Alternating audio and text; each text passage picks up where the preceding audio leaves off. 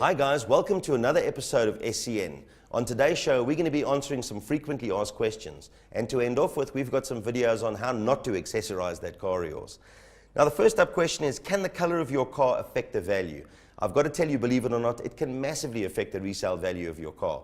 I know sometimes the yellows, the oranges, the pinks, the greens, they all look like great fashion colors, and in some cars they can be quite impressive. But bear in mind, if you're buying a car just because of the color and you think the color suits you, that color might not suit the guy who's going to buy it after you. So be very careful about buying those fashion colors. Will adding accessories on my car increase the value? This is a question I get a hell of a lot, and I've got to tell you, very seldom will any accessories you put onto your car add any value when it comes time to sell that car. So be very careful about spending big money on accessories unless they're factory accessories. The one time I can tell you that accessories might get you a little bit of money back is on the 4x4s. If you're bolting on roof racks, if you're putting on snorkels, you're putting on winches, and you're putting on tow bars, that can add value to that kind of car. But other than that, be very careful about overcapitalizing on the toys you put onto your car. The best value for money, I've got to tell you, that you can spend on your car rather than those frivolous accessories is a good service. Rather leave money to service your car on a regular basis. That will add the most value to your car when it comes time to sell it. Another question we get is, does the number of previous owners on a car affect the value? Now, I've got to tell you, when a car goes from new to used, it's the single biggest depreciation hit it's ever going to take. So once a car's gone from new to used, it's had 2 owners, in other words. From then on, it doesn't really matter how many more owners it's had. If you can find a nice used car that's had a one owner from new, always nice to have, obviously with a full service history. But the other thing to look for, if you find a car that's had multiple owners in a very short space of time, be aware. If guys are selling that car quite quickly, normally it's a sign of mechanical problems. So only then do you have to really be concerned about multiple previous owner cars. Are coastal registered cars worth less than Highveld cars? This is a debate that's been raging for years and years. I've got to tell you, in the old days, it made a big difference. If you were buying your car down at the coast, there was every likelihood that the car had some rust, versus the Highveld where it's absolutely rust-free. Nowadays, modern manufacturers do a hell of a job of making sure that those cars are rust protected.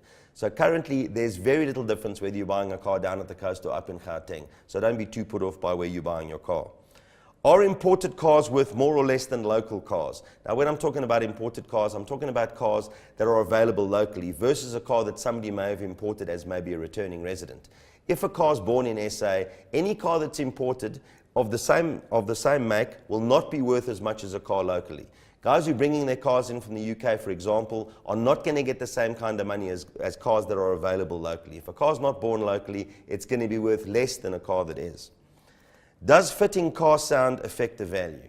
Now, this is a question most guys should ask before they go and spend the big money, because the answer is definitely no. It's not worth fitting big sound to a motor car for 2 reasons. One, you're going to have to cut bloody big holes in it all over the place. And the problem now is you've got holes in the dash, you've got holes in the door panels and holes in the backboard. So putting that car back to standard is going to be an expensive exercise. If you decide to sell the car with the sound, you're going to find very few guys are prepared to pay a premium for car sound. So fitting big sound to a car is always going to cost you money in the end. Make no mistake.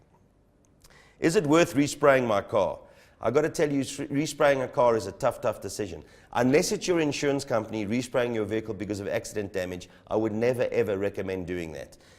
2 reasons why. The first reason is, A, it's very costly. And the second reason is, if you're spraying your car a different color to the original color, you're going to find it very problematic when it comes time to sell. On your e-notice, on your registration document, you're going to see the color of the car is listed.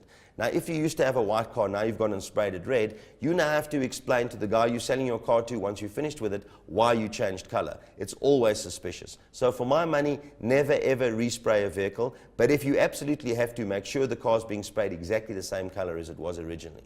Now, I'm hoping that we've been able to answer a couple of the questions that you guys are asking, and I hope I've added some value. Let's have a look at a video on a couple of guys who should have asked these questions before they started out.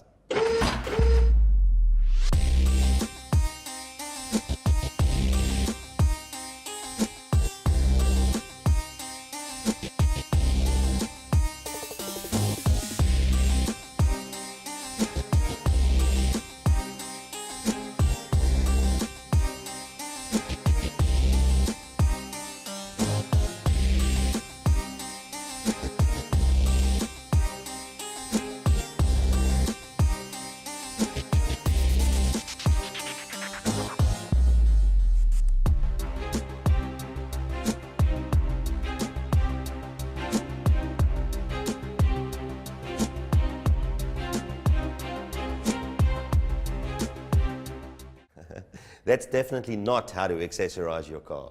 Thanks for watching, guys. Don't forget to smash that like button and check out the original video on the links below.